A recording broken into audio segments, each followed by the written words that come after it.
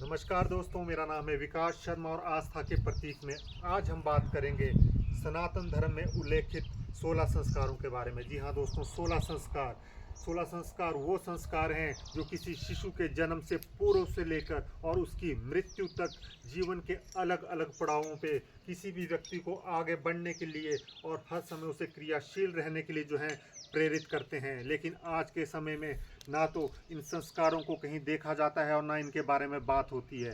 तो आज हम बात करने जा रहे हैं 16 संस्कारों में से जो प्रथम संस्कार है गर्भधारण संस्कार, उसके बारे में। जी हाँ दोस्तों, गर्भधारण संस्कार।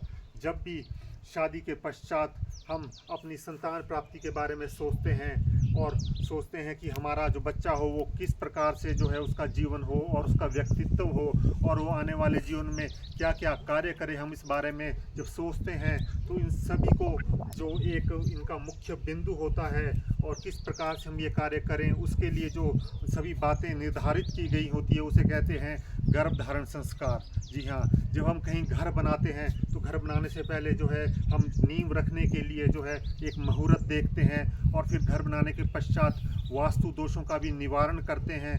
और जब शादी ब्याह जैसे बड़े बड़े कार्य करते हैं तब भी बहुत ही जो है एक अच्छा मुहूर्त देखकर इस प्रकार के कार्य करते हैं। लेकिन जो हमारे जीवन का मुख्य जो बिंदु होता है, जब हम अपने परिवार को आगे बढ़ाने का सोचते हैं तो हम किसी प्रकार का ना मुहूर्त देखते हैं ना किसी से पूछते हैं कि कौन सा समय ठीक रहेगा।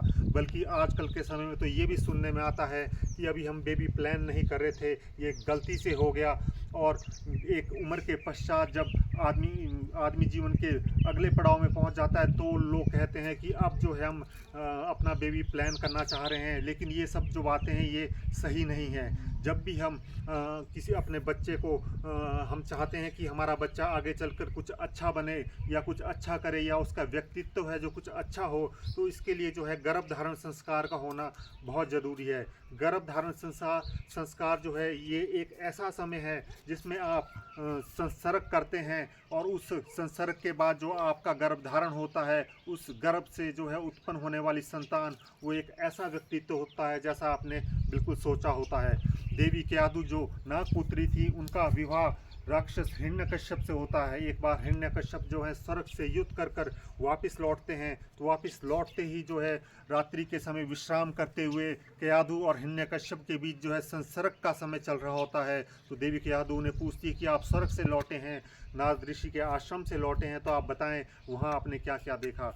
ना चाहते हुए भी, वैसी मति ना होते हुए भी हिरण्यकश्यप जो है केयादु के इन बातों को जो है अस्वीकार नहीं कर पाया और उन्होंने कहा कि हे देवी, स्वर्ग में सब मिलजुल कर रहते हैं, सब प्रेम भाव से रहते हैं और नारद ऋषि के आश्रम में एक शुक है जो हर समय नारायण नारायण कहता रहता है।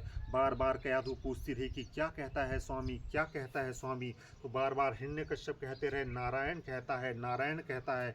ये जो समय था उन दोनों के संसर्ग का समय था।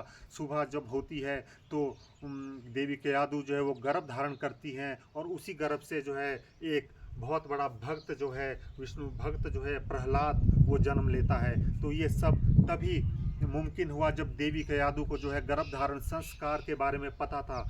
ऐसे ही जब किसी देवी देवता को किसी राक्षस या किसी और कार्य को पूरा करना होता था या किसी राक्षस को मारना होता था तो वो भी गर्भ धारण संस्कार के द्वारा ऐसे पुत्र या ऐसी पुत्री को जन्म देते थे जो भविष्य में आकर जो है उस कार्य को पूरा कर पाए। लेकिन आज के समय में लोग इतने व्यस्त हो चुके हैं कि लोगों को इन चीज़ों के बारे में, इन संस्कारों को बारे में सुनना पढ़ना या ऐसा करना जो है बिल्कुल पसंद नहीं है।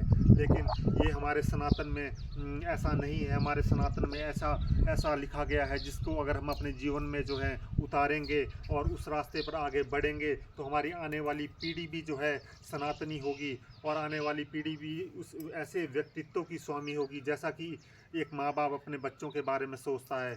तो मैं आशा करता हूँ कि आपको आस्था के प्रतीक की आज की कड़ी गर्भ धारण संस्कार जो है वो पसंद आई होगी। ऐसे ही हमारे साथ जुड़े रहें। धन्यवाद। जय हिंद, जय भारत।